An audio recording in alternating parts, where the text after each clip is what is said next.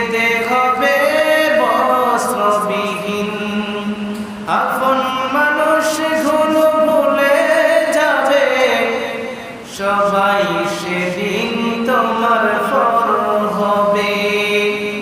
আপন হবে শুধু একটি নাম, সে যে তোমার আমার প্রভু মহিয়া।